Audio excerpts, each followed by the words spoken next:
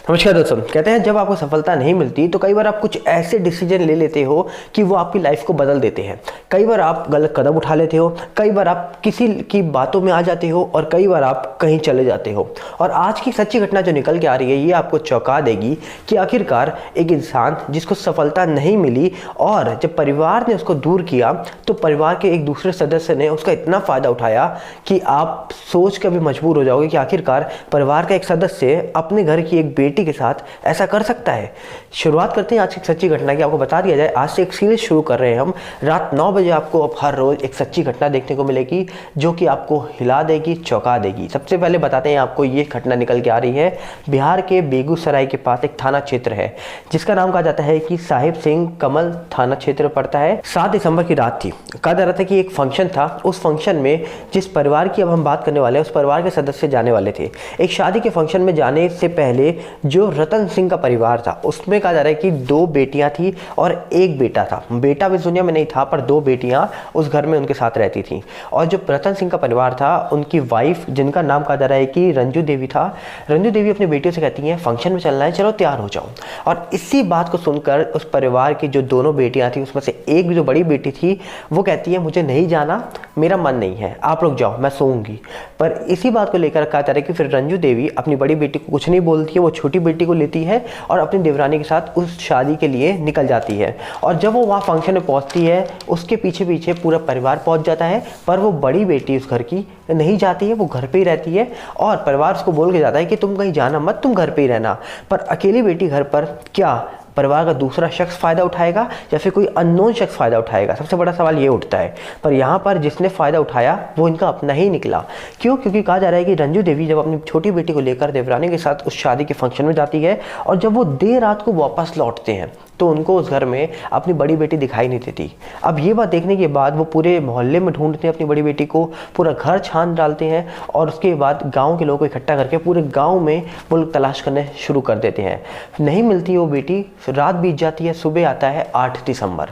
8 दिसंबर को कहा जा रहा है कि जो रंजू देवी वो माँ थी वो वहाँ के थाने में पहुँचती है, जो कहा जा रहा है कि साहिब सिंह कमल थाना पड़ता है वहाँ पर। उस थाने में जाकर वहाँ के SHO दिनेश कुमार के पास जाके अपनी गुहार रखती है कि मेरी बेटी को किडनैप कर लिया गया है, मेरी बेटी का अपहरण हुआ है, मेरी बेटी को ढूंढिए, वो कहाँ पर है। इसी बात को सुनकर जो वहाँ के SHO है वो इस पूरे मामले को सीरियस गंभीरता से नहीं लेते हैं। अब गंभीरता से क्यों नहीं लिया गया इसके बारे में भी आपको पता लगेगा। तो कहा जा रहा है कि इस पूरे मामले को गंभीरता से ना लेकर वो उस माँ को, उस औरत को डांट के वहाँ से कहते हैं जाओ वापस, हमें नहीं ढूंढना, तुम्हारा रोज का ही ये काम है। ये रोज का क्यों काम है ये भी आपको आगे पता लगेगा। तो कहा जा रहा है कि वो माँ वहाँ से निकलती है। वो निकलने के बाद फिर पूरे गांव में ढूंढती है उस बेटी को और फिर पूरे गांव में ढूंढने के बाद कहा जा रहा है कि वो बेटी कहीं नहीं मिलती है। फिर गांव को इकट्ठा करके वो दोबारा ढूंढना शुरू करती है। 8 तारीख बीत जाती है, 9 बीत जाती है और उसके बाद आता है 10 तारीख का दिन। 10 तारीख की सुबह सुबह कहा जा रहा है कि वो बेटी को फिर ढूंढने निकलते हैं और दोपहर होते होते उस दिन पता ये लगता है कि आखिरकार उनकी जो बड़ी बेटी जो 10th क्लास में पढ़ती थी, 10वीं की छात्रा थी, जिसका नाम पूजा कुमारी बताया जा रहा है और 17 साल उसकी उम्र थी। तो ये कहा जा रहा है कि कई लोगों का वहाँ पर कॉल आता है उन लोग परिवार के पास और कहीं से खबरें निकल के आती हैं गांव के लोगों के पास कि 10 तारीख को नापटोलिया एक गांव पड़ता है, उसके पास जो रेलवे ट्रैक है वहाँ पर एक गड्ढा है, वहाँ पर कोई बेटी पड़ी हुई है। कोई यहाँ पर कहा जा रहा है कि शख्स है, ये कौन है पता नहीं, इसकी पहचान नहीं कर पा रहे। तो पर परिवार उस समय अपनी बेटी को ढूंढ रहा था। तो परिवार को ये जैसी बात पता लगती है वो वहाँ से निकलते हैं कि देख के आते हैं, क्या पता वो कौन हो या फिर हो सकता है वो उनकी बेटी हो। तो वो वहाँ से निकलते हैं, सीधा वो पहुँचते हैं नापटोलिया गाँव के पास, जो रेलवे ट्रैक के पास गड्ढा है वहाँ पर। और वहाँ पहुँचते ही वो देखते हैं कि जो कपड़े उसने पहने हुए हैं, जो गड्ढे में इंसान है, वो वही कपड़े हैं जो उस रात उस बेटी ने पहने थे। तो ये बात देखने के बाद वो चौंक जाते हैं और पहचान हो जाती है बाद में कि ये कोई और नहीं, ये पूजा कुमारी थी। जिसके बाद कहा जा रहा है कि फैमिली का गुस्सा उस समय बहुत ही ऊपर था और उसके साथ साथ जिस गाँव को एक खबर पता लगी कि ये 3 दिन से अपने बेटी को तलाश रहे हैं और पुलिस ने साथ नहीं दिया, तो फैमिली का गुस्सा बहुत ज़्यादा बढ़ जाता है, गांव का गुस्सा बढ़ जाता है। आसपास के 2-3 गांव और आते हैं और वो पुलिस स्टेशन के सामने धरना देने लग जाते हैं। जिसके बाद कहा जा रहा है कि पुलिस इस मामले को देखते ही बहुत गंभीरता से लेना शुरू करती है। जिसके बाद कहा जा रहा है कि ये मामला पहली जब नज़र में देखा गया तो ऐसा लगा कि ये मारपीट का मामला है, जहाँ पर उस बेटी को कहा जा रहा है कि कुछ निशान थे शरीर पर और उसके गले पे भी निशान था जैसे किसी ने दबाया हो। ऐसा निशान देखने के बाद कहीं ना कहीं लोगों का गुस्सा और बढ़ा। पुलिस ने जैसे ही इस पूरे मामले को गंभीरता से लिया, बाद में पुलिस ने बड़ी मुश्किल से उस बेटी को अपने कब्जे में लिया और फिर उसको पीएम के लिए भेज दिया गया, पोस्टमार्टम के लिए भेज दिया गया। जिसके बाद कहा जा रहा है कि पुलिस ने जब जांच करना शुरू किया तो पता ये लगा कि 1 साल पहले भी ये लड़की 10th क्लास में ही पढ़ रही थी। आज भी 10th में थी, 1 साल पहले भी 10th में थी। जब वो फेल हो गई थी दोबारा वो 10th क्लास में रिपीट कर रही थी।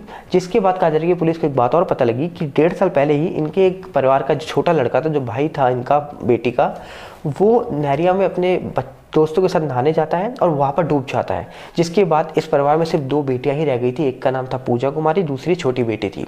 तो कहा जा रहा है कि पुलिस को जब ये बात पता लगती है तो पुलिस ये भी जांच करती है कि 1.5 साल पहले ये बेटी 10th में थी, अभी भी 10th में, तो पता ये लगता है कि ये लड़की 1.5 साल पहले फेल हो गई थी 10th क्लास में। और उसके बाद परिवार ने बहुत इसको डांटा था, परिवार ने बहुत बोला कि तुम कैसे फेल हुए, कई सारे परिवार ने सवाल पूछे।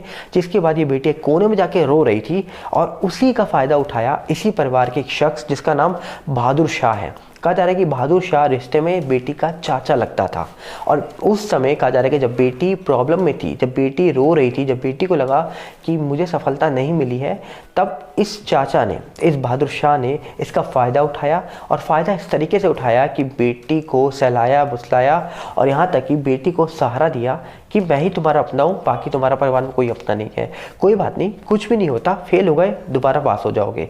ये बोल बोलकर उसने उस बेटी को इतना अपने झांसे में फंसा लिया कि बेटी ने भी समझ लिया कि परिवार में सिर्फ एक ही शख्स मेरा है जो मेरे बारे में सोचता है, वो है मेरा चाचा बहादुर शाह। जिसके बाद कहा जा रहा है कि धीरे धीरे इन दोनों की दोस्ती हो जाती है और फिर धीरे धीरे वो दोस्ती प्यार में बदलती है। और उसके बाद जब जब मौका मिलता था तब यहाँ पर जो बेटी जिसका नाम पूजा कुमारी है और वो चाचा बहादुर शाह वो मिलते थे, छुप छुप के मिलते थे और धीरे धीरे ये छुप छुप के मिलना एक बिस्तर तक पहुंचा और लिविंग रिलेशनशिप में ही पहुंच गए। जिसके बाद कहा जा रहा है कि लिविंग रिलेशनशिप में ये पहुंचते ही जैसे ही मौका मिले वैसे ही मिलने लग गए, तो इसको हम एक लिविंग रिलेशनशिप ही मानेंगे। जिसको कहा जा रहा है कि कोई भी समाज यहाँ पर स्वीकार नहीं करेगा कभी भी, जिसको कोई भी यहाँ पर शख्स स्वीकार नहीं करेगा कभी भी, कोई कानून स्वीकार नहीं करता कि आप चाचा हो और आप ऐसा कर रहे हो उसके साथ, तो इस रिश्ते को किसी ने स्वीकार नहीं किया। जिसके बाद कहा जा रहा है कि कई बार पंचायत भी बैठ चुकी थी पहले, जब परिवार को ऐसा यहाँ पर लगा, शक हुआ, तो इस पूरे मामले में पंचायत भी बैठी।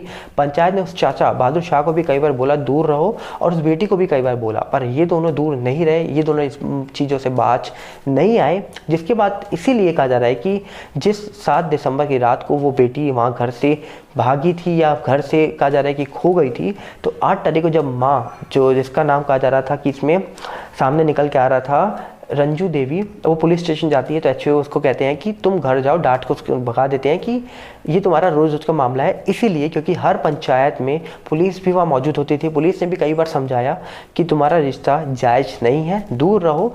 इसी को लेकर पुलिस ने इस पूरे मामले को पहले गंभीरता से नहीं लिया था, पर बाद में जब गंभीरता से लिया तो कहा जा रहा है कि पुलिस के सामने जो रंजू देवी ने ये भी बात रखी कि वो बहादुर शाह ही ये सब कर रहा है और उसी ने ये सब किया है। पर कहा जा रहा है कि जब तक कोई सबूत ना तब तक किसी के ऊपर जांच नहीं बैठ सकती है। पर फिलहाल कहा जा रहा है कि बहादुर शाह भाग चुका है, कहाँ पर है पता नहीं।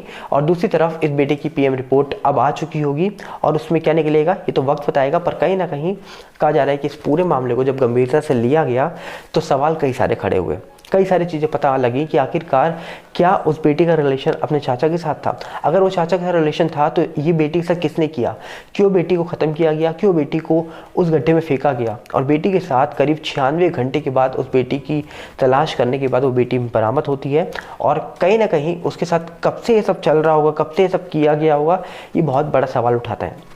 इसके बाद कहा जा रहा है कि पुलिस अब इस पूरे मामले को गंभीरता से ले रही है, जांच चल रही है। पर ऐसा भी निकल के आ रहा है कि अगर परिवार ने उस बहादुर शाह के खिलाफ कंप्लेन करी थी पहले, तो क्या बहादुर शाह के ऊपर सर पर किसी बड़े शख्स का हाथ था, इसीलिए उसके ऊपर जांच नहीं बैठ रही थी, इसीलिए उस शख्स को लेकर ज़्यादा नहीं सोचा जा रहा था। ये भी बहुत बड़ा सवाल है। पर अब यहाँ पर जब बहादुर शाह पकड़ा जाएगा, जब इस पूरे मामले की जाँच पूरी हो जाएगी, उसी के बाद पता लगेगा कि इस पूरे मामले में किसने गलत किया है, बहादुर शाह ने या फिर कोई और अननोन शख्स है जिसने उस दिन अकेले बेटी को घर पे देखने के बाद इस पूरी बात का फ़ायदा उठाया। ये तो वक्त बताएगा। पर कहीं ना कहीं ये पूरी कहानी आप तक पहुंचाने का सिर्फ एक ही मंशा है कि आप सतर्क रहें और विश्वास कभी मत करिए, चाहे फिर वो आपका अपना हो चाहे वो आपका पराया हो। किसी पर इतना भरोसा मत करिए कि वो आपका फ़ायदा उठाकर ले जाए। बाकी आप इस पूरे मामले में क्या कहना चाहते हो ज़रूर कमेंट्स बताइएगा। मिलते हैं बहुत जल्दी। नमस्कार, जय हिंद।